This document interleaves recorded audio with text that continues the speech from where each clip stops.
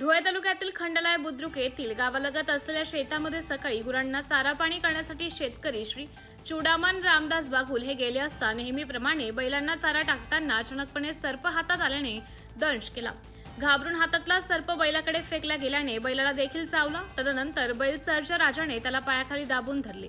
तोपर्यंत मुलगा सागर भूषणला घटनास्थळी येऊन तात्काळ सिव्हिल हॉस्पिटल धुळे येथे दाखल केले। लगेचच संपूर्ण पंचक्रोशीतील नावाजलेले पशुवैद्यकीय अधिकारी म्हणून कार्यरत असणारे खंडलाय बुद्रुक येथील डॉक्टर मधुकर चौधरी यांनी बळीराजाप्रती वेळीच धाव घेऊन शेतकरी राजाचा सर्जा राजा वाचवण्यासाठी अतोनात प्रयत्न करून जनावराला तातडीने पशुवैद्यकीय उपचार सुरू करून सापाचे विष निकामी करण्यासाठी प्रतिविष ASV देऊन बैलाच्या वजनानुसार आणि विषाच्या प्रमाणावर आधारित डॉक्टर मधुकर चौधरी यांनी योग्य ते इंजेक्शन आणि सलाईन देऊन शेतकरी राजाचा सर्जा राजा मोठ्या दिमाखाने वाचवला।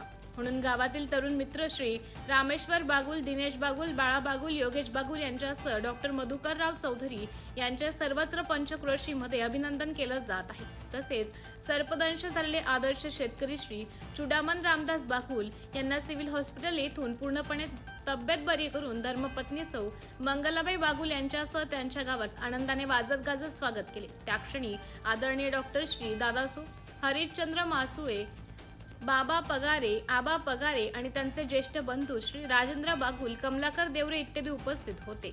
MTV न्यूज साठी तालुका प्रतिनिधी दिलीप साळुंके, धुळे।